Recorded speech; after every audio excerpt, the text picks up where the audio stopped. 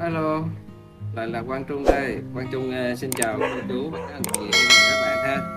Thì một buổi tối Quang Trung chúc cho tất cả mọi người một buổi tối an lành và vui vẻ.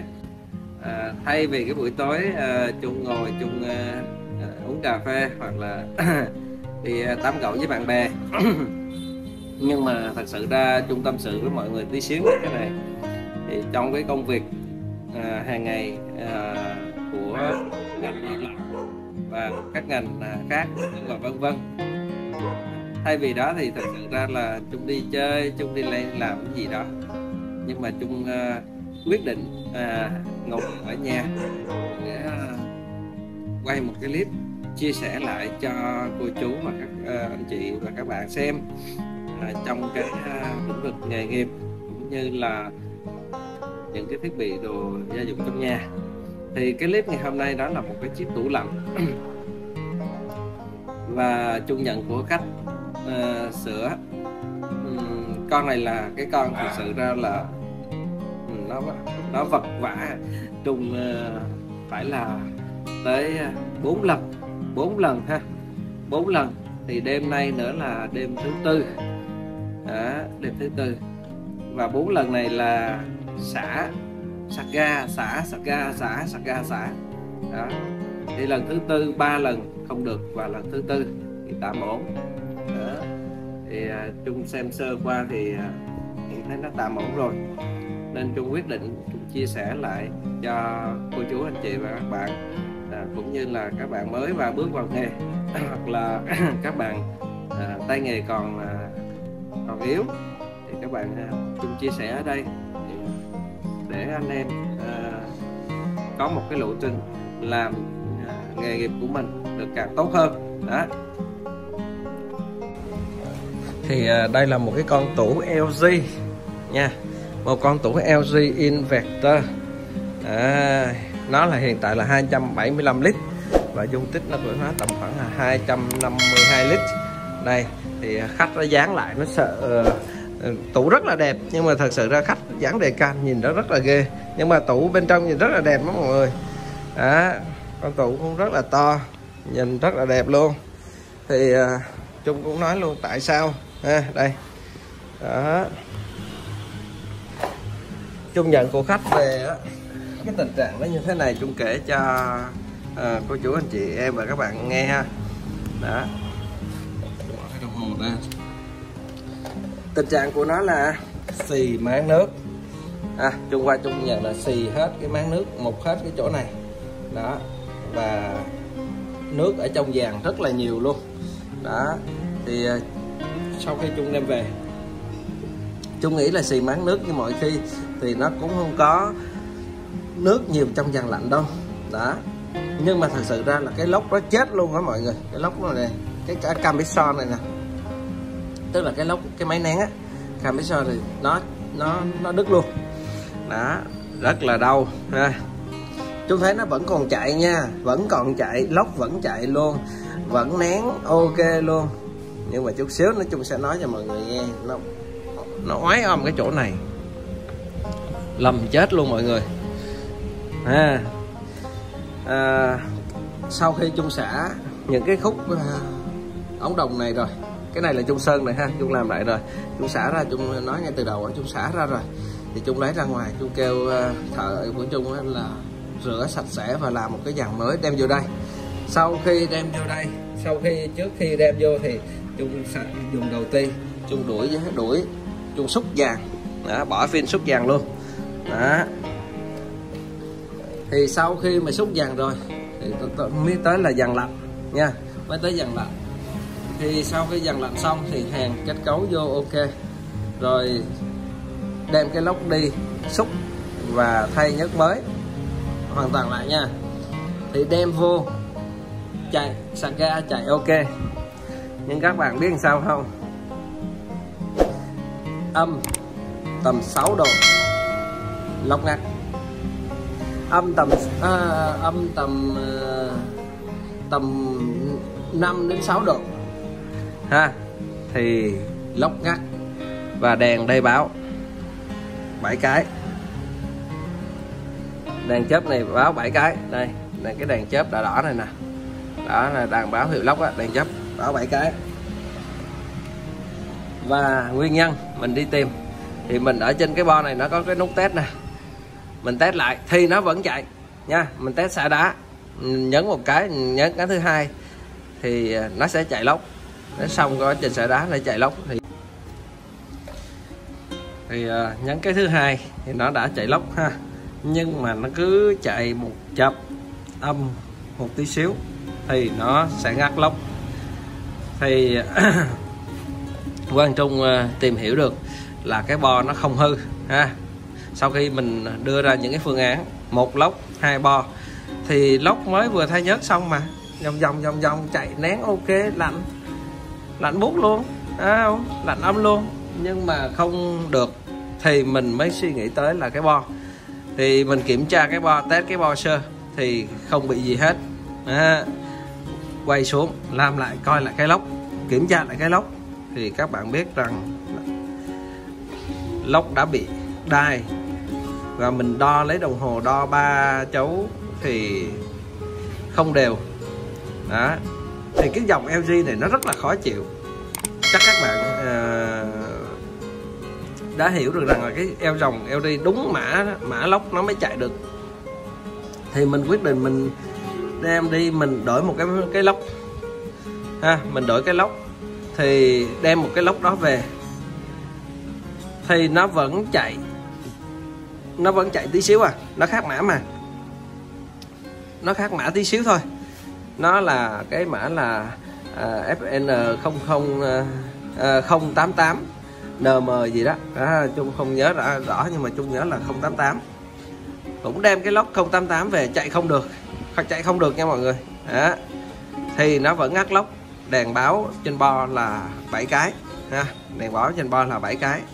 Thì Trung quyết định là bây giờ tìm một cái lốc mới. Thì cái lốc mới của nó là tầm khoảng là 2,5 triệu đó, 2,8 triệu chứ mọi người quên, 2,8 triệu cái lốc đó. Cho nên là rất là khó luôn đó, rất là khó cho khách hàng. Thì mọi người biết là còn nước mà. Vì mọi người biết là cái dòng LG rất khó chịu, đặc biệt luôn. Cho nên rằng Trung quyết định là Trung lên một cái lốc mono. Đây thì cái tủ này Trung quay cho mọi người xem luôn. LGL nè, cái mã nè đó. Thì maximum tổng dung tích nó là 272, 272. Còn dung tích thực nó là 255 đó.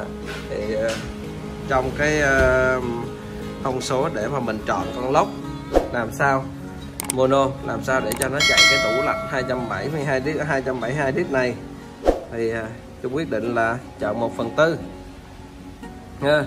1/6 thì hơi nhỏ, 1/4 thì hơi dư, cho nên Trung quyết định chọn 1/4 luôn đó. Thì trong cái quá trình cũng xúc lại dàn, xúc sạch lại dàn nữa một lần nữa, và xúc sạch lại dàn lạnh một lần nữa đó. Trung xài lại cái cáp zin của nó nha đó, cái cáp zin của nó nằm đây này. Trung quyết định xài lại.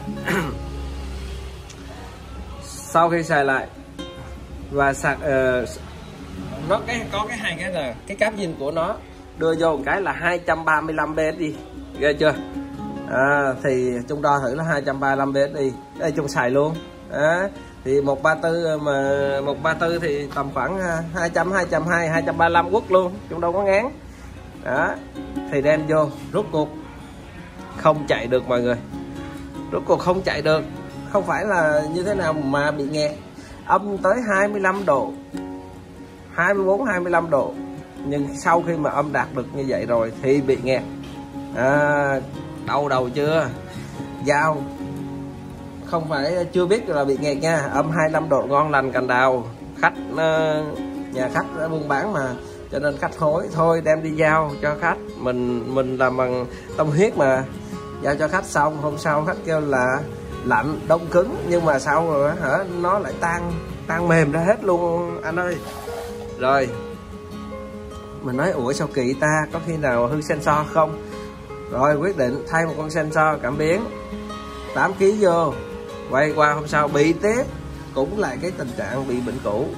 Rốt cuộc Trung lại đi qua kiểm tra xong kêu thợ là xách về luôn, xách cái tủ về luôn, đem cái tủ về lại đây, đem về Trung bỏ cáp.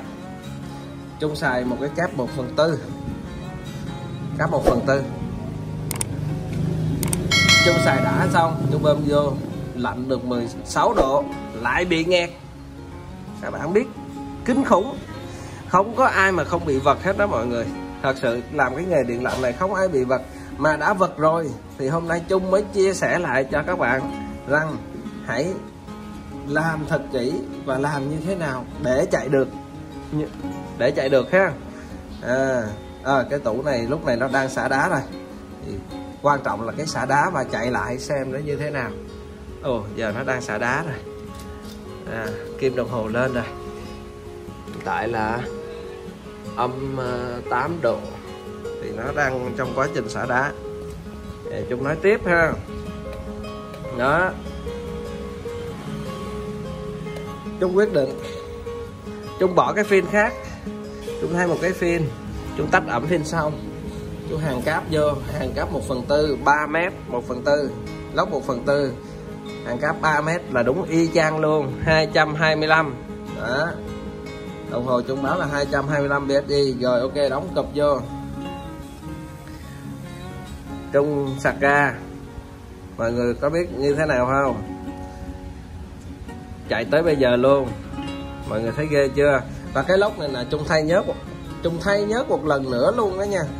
Đó, đi đổi lốc về, đi lấy một cái lốc 1/4 này về, chạy lạnh xong âm 25 độ. Bây giờ nghẹt xong bắt đầu đổ nhớt ra, thay nhớt, thổi hết sạch hết, lại cắt vàng, thay ba cái phin, thay 3 cái phin lọc này, thay cáp là tính ra là cáp cũ rồi cáp mới, bây giờ thành cáp mới nữa là thành 3 lần cáp. Đó, 4 lần sạc ga, 3 lần thay cáp, 1 lần thay nhớt. Đó, thay 3 cái phin. Đó, mọi người thấy chưa, ghê chưa? Đó, thì tôi chia sẻ lại về cái vấn đề nghề nghiệp của chúng ta là đầu tiên các bạn đừng nản nha. Các bạn mới vào nghề đừng có nản. Thật sự ra khi mà tại vì nó do nó xì cái ống này quá lâu, khách để quá lâu đó, thì cho nên là nó dẫn tới nguyên một cái hệ thống tủ, đường ống tủ nó toàn là nước và lốc là nước không luôn. Chúng đã thổi rất là nhiều lần mà rốt cục cũng bị dính. Thì chúng nói trong bụng là nếu như một lần này nữa mà không được thì chúng phải ngâm vàng. Tại vì đã sạch rồi, mình xúc bằng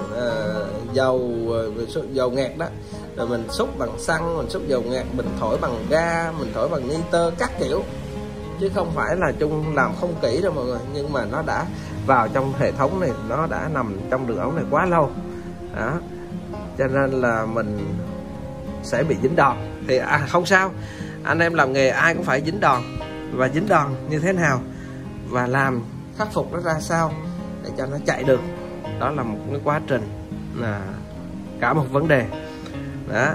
Rồi, đó là Trung nói về phần cái lốc.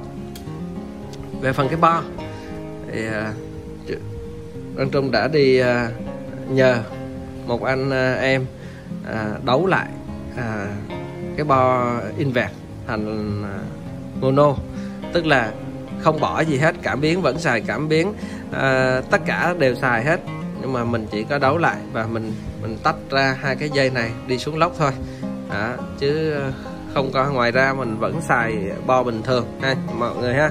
Thì cái phần bo chúng sẽ bỏ qua một bên, tại cái bo FG này thì nó cầu kỳ hơn những cái bo như là Beko. Những bo Beko thì chúng có thể móc ra làm được, cái bo này chúng phải nhờ tới anh em họ giúp để tách thành mono. Thì anh em nào mà mai sau mà bị con LG, dòng LG, thì anh em hãy ngoài cái trường hợp là nếu mà không bị xì nước thì chắc có lẽ rằng rất là dễ cho chúng ta. Nhưng mà trong cái trường hợp mà bị xì ống mà hệ thống vào nước ha, xì ống hệ thống vào nước và lốc đứt thì anh em nên làm cho kỹ. Trước tiên là gì? Anh em đi thay, kiếm một con lốc khác, hoặc là nếu mà lốc còn thì chúng ta nên thay dầu ha, nên thay dầu tất cả mọi thứ, rồi xúc rửa các dàn đẩy nitơ hoặc là đẩy bằng ga 410 hoặc là R32 để nó có cái lực đẩy nó ra nó tốt hơn. Và sau khi mà lốc chạy lại rồi, lốc chạy lại nè, quá trình xả đá thì vẫn còn âm được 5 độ rồi, cũng khá là ổn. Thì trông chờ vào cái quá trình xả đá lúc này xem sao ha. Đó. Chứ vừa rồi là bị cái tình trạng cứ âm xong là không chạy được. Rồi chúng nói thêm về tí xíu nữa là gì, cho nên chúng ta phải ngâm xúc rửa cho sạch và bỏ cáp luôn. Xúc cáp được thì các bạn xúc, còn không xúc được thì các bạn cứ cân là tầm khoảng là 200, nếu lốc ngon thì 200, nếu lốc vừa thì 220, lốc ngon 220, lốc vừa 200. Đó thì tùy. Trong cái quá trình cân lốc mà thì chúng ta cứ cân 220 đi, hôm nay nó như vậy. Đó, 200 đổ lên là ok rồi nha, tới 220 là ok rồi. Thì còn mà cái quá trình mà nếu như lốc không bị gì và chúng ta vẫn có cái lốc để chúng ta thay vào, nhưng mà các bạn hãy thật sự ra là các bạn LG nó rất là khó chịu ha, đúng mã nó mới chạy nha. Thì nếu các bạn đúng mã chạy thì các bạn hãy xúc sạch cáp và hàn lại, hút gió chân không thật kỹ. Đó, hút gió chân không trong vòng tầm khoảng 35 phút đến 40 phút. Thì lúc đó các bạn tắt máy đi và để tầm khoảng 10 đến 15 phút sau thì các bạn hút lại tầm khoảng 10 phút nữa là các bạn có thể là sạc ga được rồi. Đó, thì trong cái quá trình sạc ga thì Trung cũng không có nói nữa ha, các bạn biết hết rồi. Đó, thì Trung cũng có những cái clip sạc ga, như quy trình sạc ga như thế nào thì các bạn có thể là Trung để dưới phần link mô tả đó, có cái link để các bạn vô xem. Đó. Còn mà Trung đã chia sẻ tất cả cái quá trình Trung bị cái con tủ này nó vật, thì hôm nay Trung chia sẻ lại cái cách phương án, đưa ra cái phương án để quyết định làm như thế nào để cho tủ chạy cho nó ổn. Đó. Và giao cho khách hàng để khách hàng có tủ sử dụng. Đó. Phim nóng lại rồi. Đó. Thì nó đã ok. Còn cái vấn đề cái chỗ này nè thì hồi nãy Trung nói rồi, 1/4 thì nó dư mà 1/6 thì nó hơi thiếu. Đấy, cho nên là Trung nó hơi tươm nước ở đây nha, nó hơi tươm nước thôi nha, nó hơi mát và tươm nước. Thì Trung lấy cái cáp này nè, Trung làm cái hệ thống chỗ này để Trung sưởi để khỏi mà dịch nó tràn về lốc nha. Thì Trung nghĩ là cũng không có vấn đề gì hết. Đó, thì các bạn nên để vô đây, nó sưởi cái chỗ này, nó khô, nó không ô chắc, nó không có tràn về lốc là ok rồi, không sao. Đó. Rồi thì các bạn nào thấy những cái video mà Trung chia sẻ hữu ích cho các bạn thì các bạn hãy like và subscribe ha, ủng hộ kênh cho Quang Trung để Quang Trung có những cái tinh thần chia sẻ hết mình cho cô chú và tất cả mọi người và các bạn xem những cái clip, những cái video quá trình Quang Trung sửa ha. Đó, chứ không phải là thợ xịn thầy nào cũng nói ngon nhưng mà tới lúc đó nó vật cho thì lòi con mắt ra. Đó, nhưng mà Trung đây Trung không có giấu gì hết nha, Trung bị vật thì Trung sẽ làm, Trung cố gắng Trung làm được, Trung chia sẻ lại cho tất cả anh chị em để có những cái kinh nghiệm làm những cái tủ nó tốt hơn. Đó, rồi. Đấy, quá trình là đó, lốc đã chạy ha, bắt ga rồi, bắt ga chỉ số về 0 để đang trong cái quá trình ra thu hồi về đó, nên là tí xíu nó sẽ lên một chút xíu đó.